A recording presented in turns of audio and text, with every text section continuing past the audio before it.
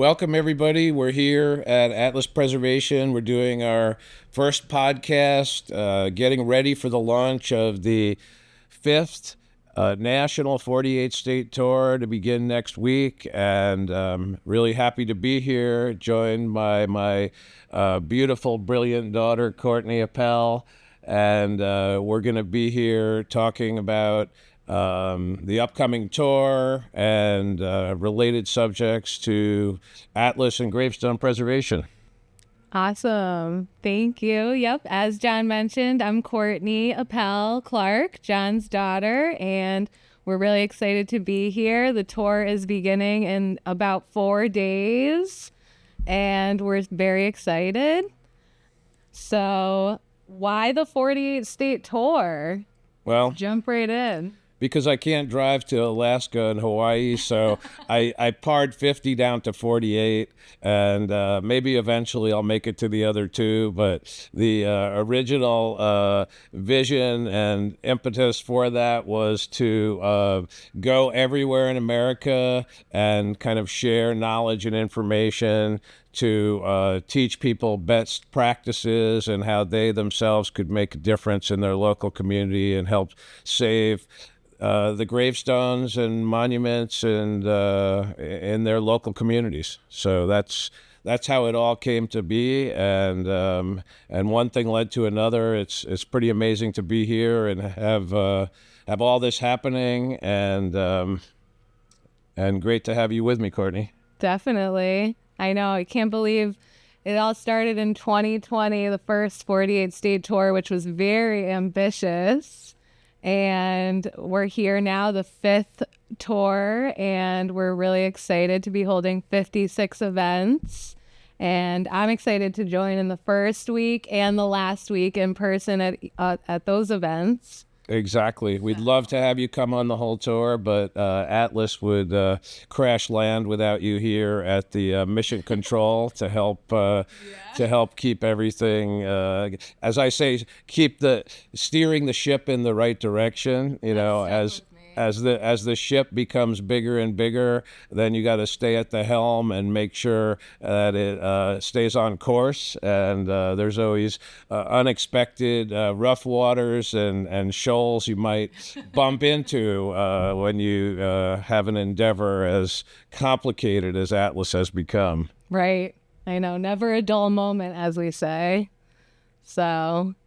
yeah, so Tuesday, we kick off the tour, Tuesday, May 28th at Grove Street Cemetery in New Haven, Connecticut, and we're very excited. So why did we choose that cemetery?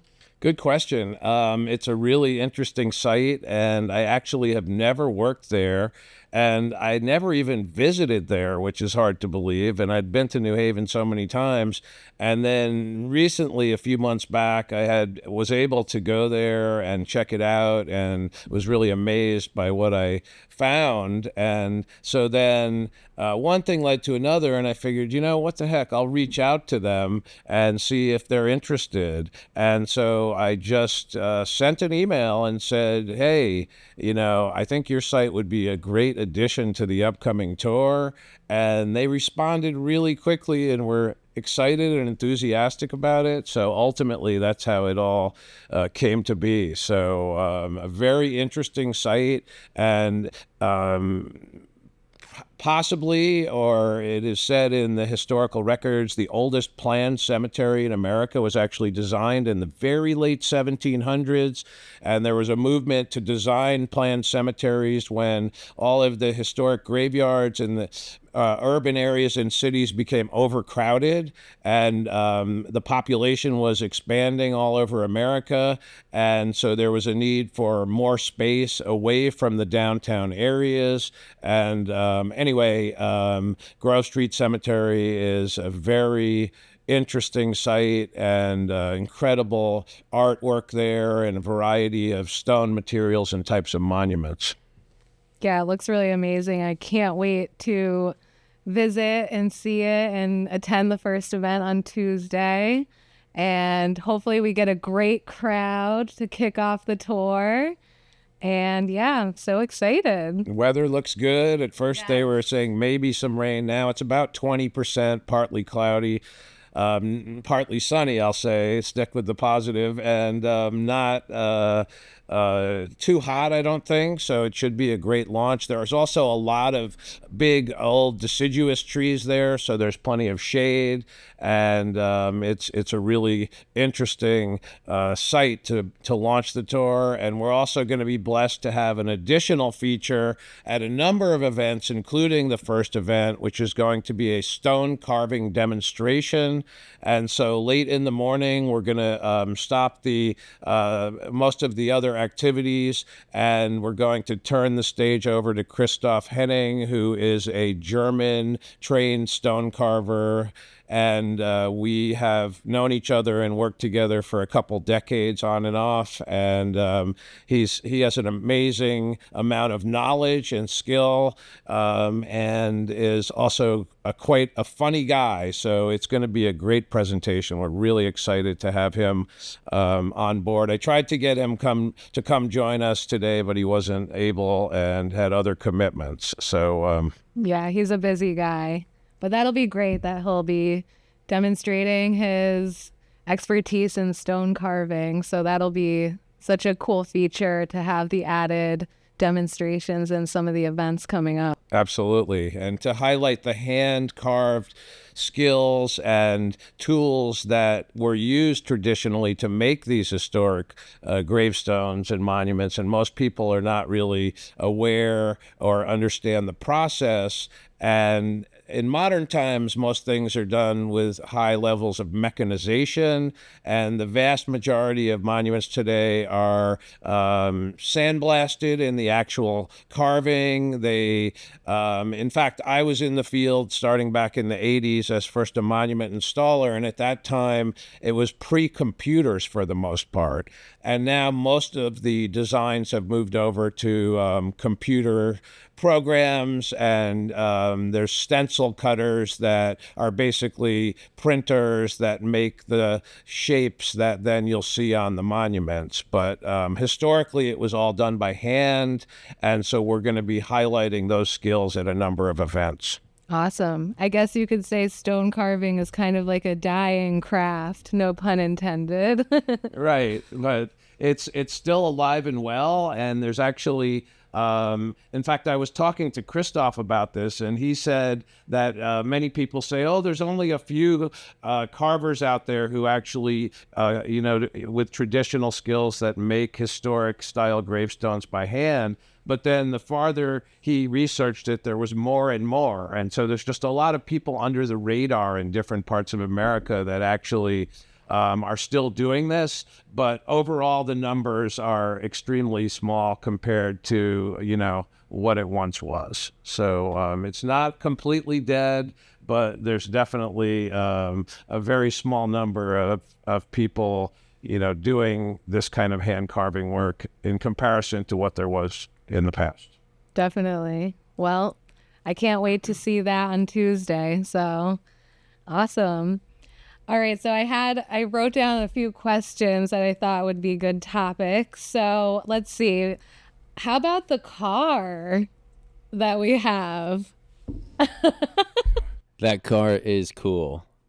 The new SUV Suburban that was just wrapped for the tour, and coming into the whole thing. And actually, this started with a discussion with Jeremy, our videographer, who over the phone and says, yeah, like, you're going to get the vehicle wrapped? And I'm like, I'm not even sure what vehicle I'm driving yet, because I'm driving in my Tahoe that's got 230,000 miles on it, that's less than 4 years old. That's actually done 4 tours of the entire state. That vehicle's been in every state in the country at least a couple times, and still running great. but I'm like, yeah, this is a little small for the needs, and also probably not a good idea to start with something with 230 plus thousand miles to take on this adventure.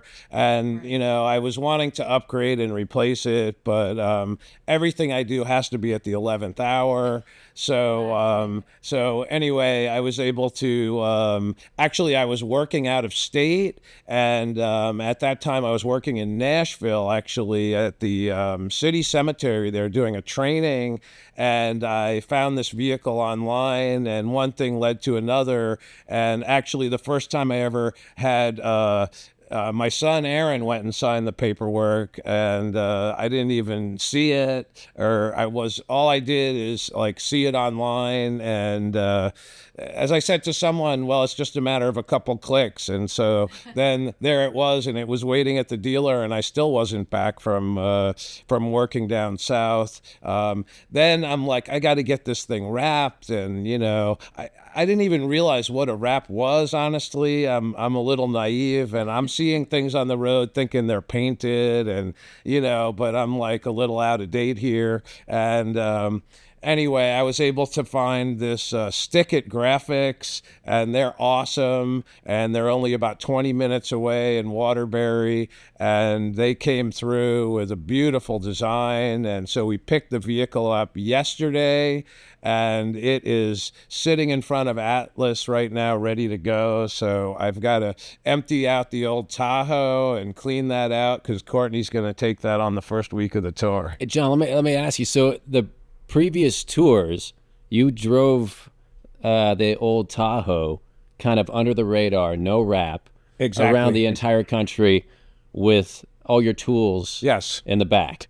Yes, I didn't even have a magnetic sign on it or anything. Nothing. Then. So yeah, I mean, I kind of like to keep a low profile, but once I showed up, and to be clear, I don't even know the exact number, but I estimated, I think I've done 140 free events, at least one in every state in the continental U.S., and since 2020. So I've done Just the visual of you driving around in that Tahoe with all the grave digging, grave repair work equipment in the back, under the radar, throughout 48 states before. It's remarkable. But now you have a wrap. Yeah. And it looks, I mean, it's pretty cool. For people who haven't seen it, you got to see this. It's pretty awesome. Yeah, it is. And thanks for getting us up to speed on that. And, yeah, when I sent you that email, you got back with, it's going to be too expensive. We don't have enough time to repaint this whole thing. I'm like, no, you just, they do a wrap these days. It's like a vinyl wrap. And it wasn't too terribly expensive, right? No, Yeah. definitely worth it. Definitely worth it. Yeah, people need to know who you are. And it's it's good for 5 years. So now I got to make the decision how long I'm going to drive around in a billboard, and it'll break my heart to take it off. So now I'm like, now I've turned into the tour. So like I started with a vision, and then like our new logo that we made that combined our original logo, that combined the Atlas logo. Shout out to someone who won't be in the interview because he doesn't like to be in front of the camera, but Courtney's brother Josh does our graphics, and so he did a fantastic job. You could hold that up and show it again. And so we combined the Atlas logo, Atlas holding up the world, and fused it into the 48 state tour. And we do all, other than the wrap, they did the graphics on their side, but they started with all our graphics. But yeah, Josh does all our graphics. So anyway, we're really excited to have the wrapped vehicle, and it's new and clean now, but that ain't gonna last long. Yeah, so, I was pretty impressed with the high level of your merch game and the swag that Atlas Preservation has. I rolled up yesterday, first day of filming, and they showed up with this beautiful bag with all the T-shirts and swag and merch, and yeah, I'm ready. I'm decked out, and a wide brim hat for being in the field and filming all day. So it's pretty awesome. Awesome. Yeah, we love all the merch and all the goodies, the magnets, stickers, sweatpants. We love to hook everyone up with all the good stuff. So Can your fans look forward to that when you're out in the field and doing these presentations?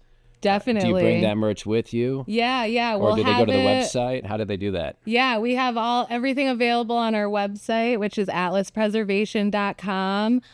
The events that I'll be attending, I'm going to set up a little pop-up shop with supplies, all the gravestone cleaning and repair essentials, as well as the merch, all the stickers, magnets. I know people love it. So we also like to support people who are doing, cleaning demonstrations and repair workshops in their local towns. So sometimes we'll send over some postcards and magnets and stuff that they can hand out. So definitely reach out to us. So let's see. One of the questions I had is, what are some of your favorite views along past routes? Oh, wow.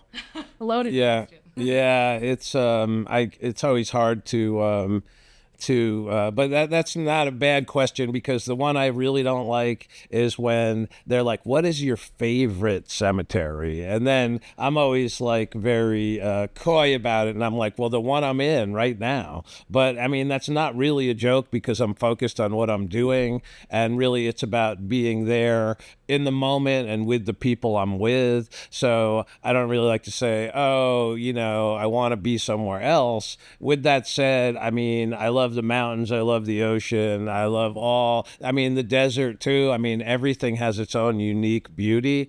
And some of the locations that, I mean, we were touching on yesterday, that we're going to be out in Nevada, on the loneliest, what they call the loneliest road in America. Wow. And we're going to be doing an event in the Mason Cemetery in Eureka, Nevada, which, and I've learned, after, traveling around, you don't say Nevada, you say Nevada. I mean, you got to, like, you got to be there and talk to, I mean, everyone says things a little differently, but it's like, is it Beaufort or Beaufort? Well, actually, there's North and South Carolina, and they say one way, one the other way. So, they're spelled the same way. Dubois, Wyoming, Dubois, Wyoming. Yeah, I mean, how do you know? Our country is filled with so many different names from so many different other countries.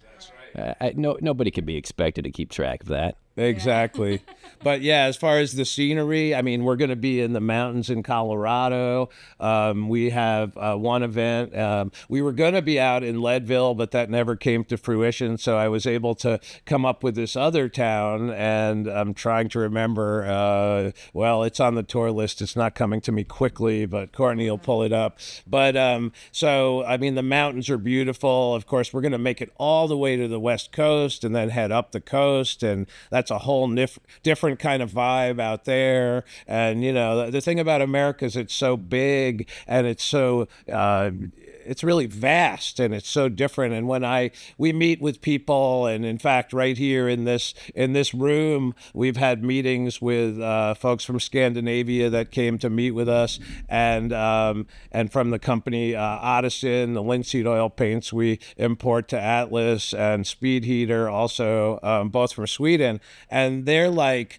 amazed, because they're like telling us, America is like all of Europe and then some. And so they're like talking about their countries are like states in the United States, and they're looking at America like, wow, like how do you cover this whole country? And other companies we've dealt with, they're like, America's intimidating us. Like, we don't know what to do there. It's just like too much. And so, I mean, I just take it all on, I'm not overwhelmed by anything, but, you just got to be in the moment. And I like to go to the little towns oftentimes more than the big cities, because the cities you become so kind of, I don't know, you blend in. And it's interesting also, the really big cemeteries, I feel the same way. Like, I have much less impact. And I mean, if there's 50,000 stones there and we fix a few, it seems like such a needle in the haystack.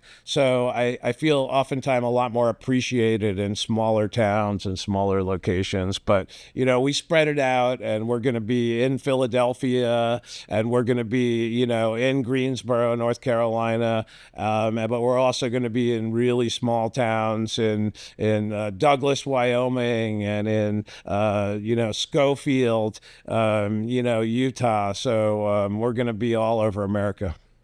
Yeah, that's certainly true. And for the folks who are listening, you can't quite see it, but if you're watching this video on YouTube, right behind John and Courtney is the map of the 48-state tour. It says 82 days, 14,493 miles, 56 locations. That's quite an endeavor. So Sure is. it's not 100% accurate, because when we made the map, there was a few last minute changes, and we had, 99% approval. And then they said, actually, we decided that, we're not able to do it. So yeah, it is 56 locations. There's a couple that are kind of off a little, but with that said, we did the best we could. Oh, it's pretty impressive how you coordinated all this and put it together. And yeah. For folks who haven't seen the map, go to their website, check out the map, and follow along, because it is really impressive. Yeah, it's a lot of road, and it's going to be a lot of adventure. And I worked really hard to try to minimize the distances between locations. And I'll actually, give a shout out to all of the people that offered locations, and we would have liked to do them all. Yeah. But honestly, we probably had 350 options in the end.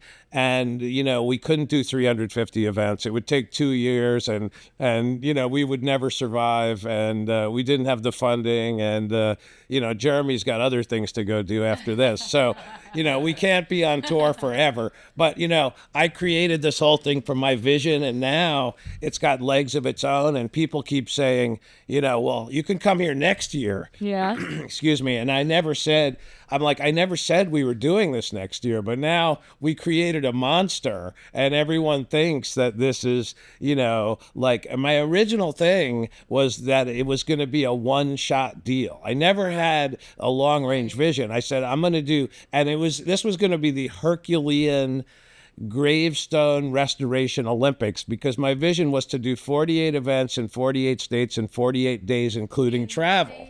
Yeah, and there's no way I could film that. We could get something, and maybe I would survive, which would be most important. But just the amount of time it takes to set up equipment, get out there, follow you, film you. The way you have it set up now, where there's some breathing room, especially for media management, because we're filming this from every angle. It's perfect now, but 48 states in 48 days would be almost an impossible task for any filmmaker. Exactly. And I did it during COVID, and so I was trying to plan around the restrictions, and then I had all kinds of trepidation because of that. And then in the end, my only issues were weather, and if you want to call it acts of God, anyway, I don't know how many I could count, but I did about a dozen or more events in a row, maybe 15, and then I got snowed out of Leadville, Colorado on early September. And then after that, I made it out to Idaho, and then the smoke moved in from all the fires on the whole West Coast. And so then I changed the route, and then I did good till I got to the south, and there was a big rain event that rained me out. But in the end, we did 41 events. So, excuse me. 41 events in 49 days, because we added District of Columbia, and we did do an event there. So, so the vehicle, the Tahoe, that's now the old Tahoe, I started that tour. It was 3 days old, and I didn't have any training or knowledge really I didn't know how to work half the electronics in it. I was kind of figuring out while I was driving. I never read the manual. And so anyway, after it was less than 2 months old, and the vehicle had over 15,000 miles on it. So impressive for sure. Yeah, super impressive. So what is the oldest gravestone or monument you've worked on? Yeah, that's a softball question, because a lot of people have seen the video, and give a shout out to Jamestown Rediscovery and all the folks I worked with there, and all the work I did there over the past years. And that all started with Michael Lavin reaching out to me when I was down at an event in Louisiana, and I ended up on a conference call while I was traveling between events on my cell phone, and I didn't really know what I was getting myself into. But long story short, I ended up going down there and checking it out, and it's called the Knight's Tomb, and they believe it was the burial for George Yardley, who passed away in 1627, and they're 99.9% sure. And I say that because there's no carving on the stone. It was all done in monumental brass, which has been lost in the mists of time. But if you're interested in that, you could search Knight's Tomb, Knights, Jamestown, and you'll find a video that's had over 1 million views. And so it was a pretty interesting project and very rewarding in the end. But you can go visit the Knight's Tomb today if you go to Jamestown Rediscovery, and we reinstalled it in the floor under an inch thick piece of glass, and it's backlit so you can walk over it today. Wow. And so, yeah, it was removed and then completely reconstructed and then reinstalled. And I'll just mention the reinstallation because once I had to put it back in, then I realized I had to put it in this little kind of stainless steel box they made because it was going underground. And I was really concerned of hanging it off of slings and re-breaking it after I spent about a year fixing it. And so basically at the 11th hour, as so many things occur, I came up with the idea of putting about 40 bags of ice under it, like ice you get from, to put in your cooler. And so basically I landed it on the ice, and then the ice melted and it went down into the hole, and that way I never had to stress it on the slings. But so smart. It was a very complicated and rewarding project. And then I did a whole bunch of other work after there, other related projects beyond the Knight's Tomb. But anyway, that's the oldest stone in America, they say, that's not Native American. After that, there's a few others that actually the last site of the tour is going to be in Palisado Cemetery in Windsor, Connecticut. And that has the oldest readable dated stone, which is a box tomb, and it's for Reverend Hewitt, and it's dated 1644, carved by one of the first carvers in America, George Griswold. And it was probably backdated, meaning it was probably carved maybe 15 or 20 years later. They're not really positive, but a really cool cemetery with a tremendous amount of gravestones still remaining, dating from the 1600s, that are in almost perfect condition.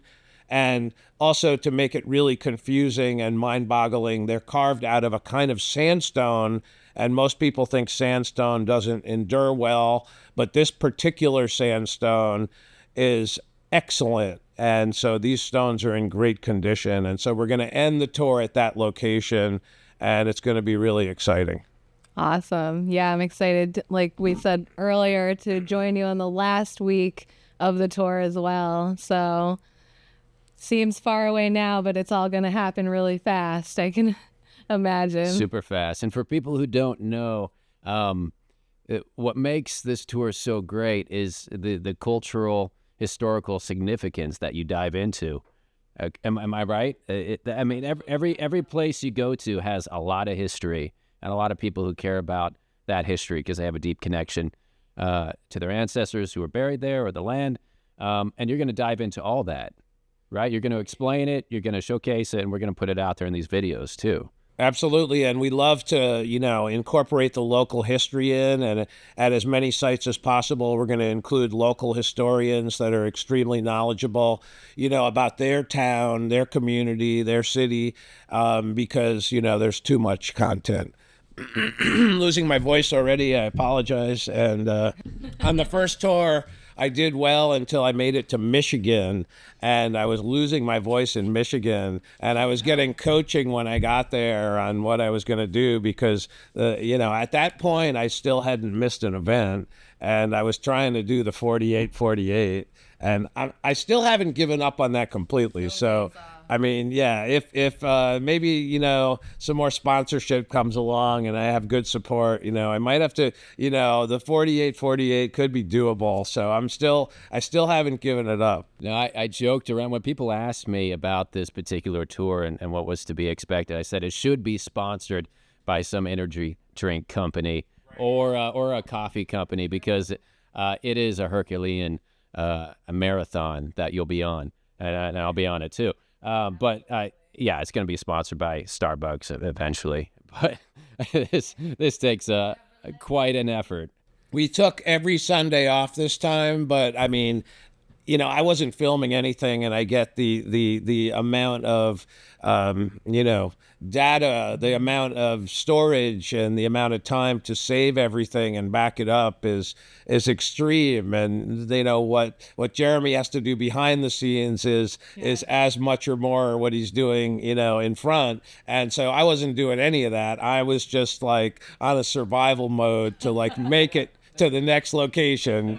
You know, Yeah, there are different ways to go about filming this. You know, you could do it with your iPhone and put something together. But if you want to make it look professional and put these episodes together in a professional way, or a documentary, yeah, you really need to go about it a specific way with the right cameras, the right audio gear, and it takes setup time. It does take time to do all the media management and then the editing too. But I think we have it dialed in now where we'll get that content you're looking for, and we'll make incredible episodes. And people will, I think they'll really respond well to these.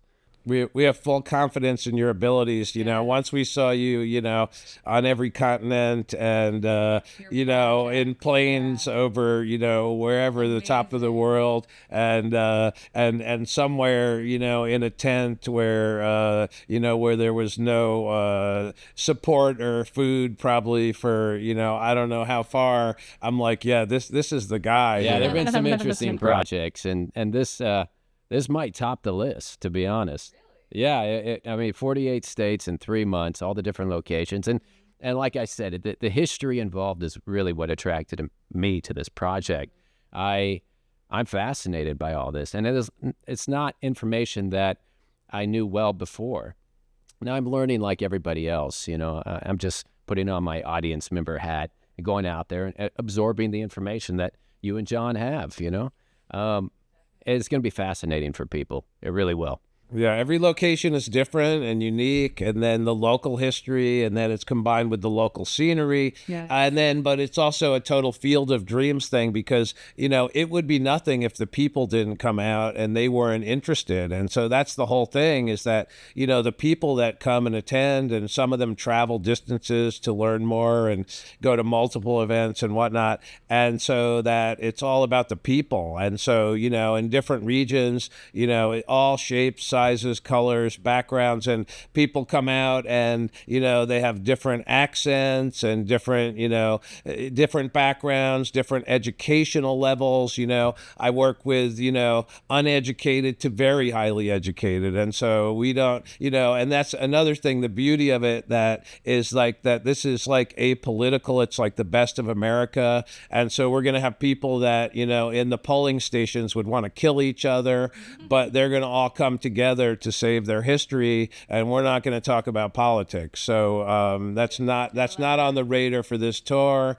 and so, you know, we'll leave that at home. And for other, you know, they can stay on Reddit for that, and they can fight and argue, but, you know, this is just a goodwill mission, and so it's inclusive, and that's why all events are completely free and open to the public with unlimited attendance. We had some people push back, and they're like, we want registration, we only want to allow so many people. And I'm like, okay, then you're not going to be on the tour. I'm like, so it has to be open to the public, or it's not going to be you know, part of the 48 state tour, because we don't want someone to say, oh, I just heard about it yesterday and I want to come, and they're like, sorry, it's full. It's like, you know, if it's a fee-based thing, you know, you can set it up however you want, but my whole vision is that it's inclusive and that no one's going to be left out. I love it.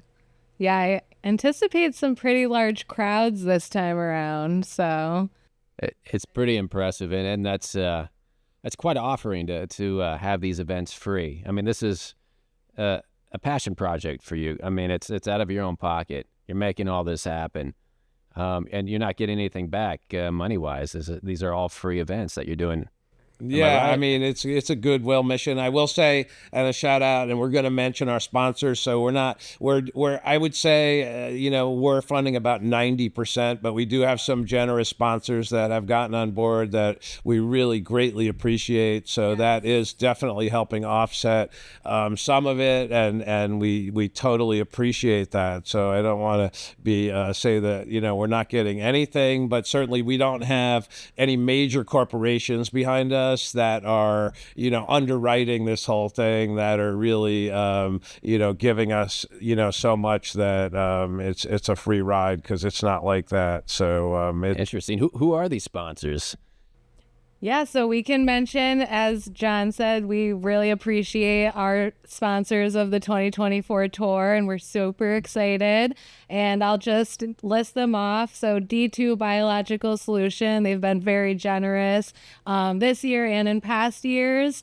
Marshalltown Tools, Magnolia Brush, Bond Tool, Wallace Crane, Picard, Wayha and 10X. Graffiti Solutions, All Material Handling, IK Sprayers, Wolverine Tools, Earthedge Kneeling Pads. Shout out to Uline and Rovin Tour Monument Accessories. We appreciate you all so much, and we love the collaboration and working together with the tour as well as with Atlas Preservation. So thank you. Wow, that's quite a bit of sponsors, huh? And these are all companies that you work with directly and you sell products from? Yes, exactly. And so some of them are right here, and but yeah, as far as, I'll just say it again, the D2, the biological solution, is the top stone cleaner for biological growth, which is in many parts of the country, areas that have significant amounts of rainfall, is the top issue with the staining and discoloration on the stone tends to be microorganisms growing on the stones. And so we're talking like lichens and molds. And so the D2 has become the most popular and safest cleaner to remove that, not only on gravestones, but also on structures. And so they've been very generous and really gotten behind us. And so we greatly appreciate that. But yeah, all of the other companies have provided support in products or some funding to help offset the cost. And some, actually, a few companies will be making personal appearances at a few events. We're still ironing out the details on that. So we're hoping more of them can join us. And again, because all events are open to the public, the more the merrier. And so certainly not limited to our sponsors, but we want everyone to attend. But we appreciate everything that they've helped us with. So and I'll just mention, since we're looking at them right here, this is a new thing we just got, which is pretty cool. And we love Magnolia Brush Company because it's the last significant brush company in America that actually makes the brushes. And we just had these made in a few different styles. And this has got the Atlas logo on it. And they did a beautiful job. And so most people might not realize that most brushes today are made overseas in other continents, a lot of them Asia, and they're imported to the big box stores. But we love to support the American companies that are still manufacturing products in America. And so another company that we work with is Earthedge, and they make these awesome kneeling pads. And so this is the Atlas logo, and I'll just grab this one right here. We just had made for the tour, and this is really cool. And so we're really excited to work with them. And so these pads are actually also made in America, right in the middle of America. And many of the companies we work with, have great American products. And so we try to support them first, certainly. And then, we also import products from all over the world that are unique and high quality. So we mentioned New Haven like 20 times. So we're going to start in New Haven, and then from Grove Street in New Haven, we're going to go to Elizabeth, New Jersey, to one of the oldest graveyards, one of the first settlements in the entire state of New Jersey. I've never been to this location in person. It's an old churchyard where the church is still active, and the pastor there reached out to us, and they're really excited to have us there. So we're really happy to be going there. And again, one of the first settlements in the whole state of New Jersey. And from there, we're going to Newark, Delaware, to another churchyard, actually, one of the older sites in the state of Delaware. Then from there, we're going to be going to Mount Moriah in Philadelphia, which has a really interesting, unique history. And we're going to learn more about it when we're there at the event. But this was a planned cemetery. Actually, it was very integrated in a time period when that was not common everywhere in America. So there's all different nationalities that were buried there. And unfortunately, over the course of time, the cemetery basically went bankrupt, and then just stopped maintaining itself, and there was no maintenance occurring. And so then in the end, what happened is it turned into like a jungle within the city of Philadelphia until volunteers took it on and reclaimed it. And so to this day, still there's regions of that cemetery that are overgrown and that are woods with monuments mixed in the woods. So it's going to be really interesting to see in person. However, this dedicated core group of volunteers has been able to kind of wrestle it back from nature. It's amazing how quick nature will take over if you don't like maintain something, especially if there's, rainfall and, in a climate like that. So anyway, Mount Moriah in Philadelphia is going to be an excellent site. And then we're going to close the first week, which is a short week, being a 5-day week because we're starting the day after Memorial Day on Tuesday. And we're going to close the week at Mount Olivet in Frederick, Maryland, which is a whole nother situation there. It's a very large cemetery where I have a long history, and I've trained an amazing group of volunteers there. And they're like friends of Mount Olivet, but actually the people doing the work on the stones, they started cleaning the stones, and I taught them how to do that. And they're using the D2, and they've made amazing inroads now. They're actually doing all the work on the stone restoration there themselves also, and they've dubbed themselves a really comical name. They call themselves the Stoners. And so the Stoners are going to be there at Mount Olivet. And I mean, I want to thank everyone there, Chris, the historian, Ron, the CEO, president of the cemetery, who's been there since 1968. And I've worked with them, and the feature monument there, Francis Scott Key, the writer of the Star Spangled Banner, and I was blessed and fortunate enough to work on and restore that monument a couple of years ago right at the entrance of Mount Olivet. So anyway, that's going to be the first week, and then we have Sunday off and a pretty short trip till the next location on Monday, which is going to be on the edge of West Virginia. And then I'm not going to name the whole route, but I highly recommend everyone tune in and visit the 48statetour.com. We're working on streaming aspects of this, and we're going to have things on all different social media platforms. And so stay tuned for updates, and check out, again, the 48 State Tour website, or information will also be forthcoming on atlaspreservation.com. So I'm going to turn it over to Courtney to close out here this morning. Definitely. So yeah, as John mentioned, we're super excited. The 2024 48 State Tour kicks off Tuesday, May 28th at Grove Street Cemetery in New Haven, Connecticut. After that, we're holding 55 events across all 48 continental U.S. states. We're super excited. Come out in your home state. We can't wait to see you. And definitely follow us on all social media. We're on Instagram, Facebook, YouTube, TikTok at Atlas Preservation. And as John also mentioned, we're hopefully going to be live streaming. We're working out the details of a specific time frame for each day to be the same for each day. So we're going to announce that soon. And stay tuned, and we hope to see you along the tour. I'll just throw in one more thing. Again, I want to thank everybody in advance who submitted requests to have locations, and all the people that we are collaborating with that are helping facilitate the events. Yes. And I want to, in advance, thank everyone who's gonna, come out. And then in closing, also Jeremy, who we connected with on the online through modern. I reached out to the world and I said, I want to make a video. And then we connected with Jeremy Lazelle. Hope I pronounced it right. Oh, you did. Yeah. Perfect. And we're really blessed to have him take this on. And we're thrilled that it's my honor. It really is. What an adventure you have planned here. And like I said, it's going to be a Herculean effort. But the amount of history that we can all learn, it's once in a lifetime. So I wouldn't pass it up. Thank you so much. And it's unforgettable. It started with a day you almost didn't make it, with a bird strike to the engine of the plane. Yeah, flying from L.A. to Hartford, Connecticut, through Charlotte. Yeah, a lot of things went wrong on American Airlines, but hey, it could have been worse.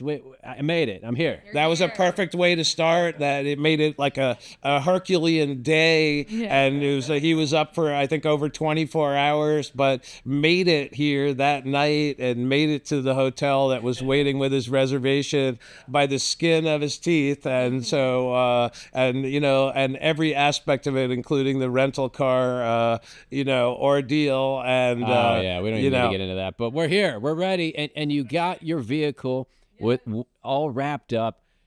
It almost looks like you're running for president. There's a big American flag on. I mean, you say this is apolitical, but it's epic. I mean, if you put your name and running next to it, somebody would think that's you're right. running for election. You can write in the 48 state tour as a write-in candidate. You cannot miss John's vehicle out there. It is something to behold. It's awesome. You're awesome, Jeremy. Well, thanks everyone for watching. Stay tuned. We're going to have more. We're going to make more podcasts in the future as time allows, and yet to be determined content and locations. But we're just launching the very beginning here, and so it's a really exciting endeavor. And all I could say is stay tuned, and we'll be back soon.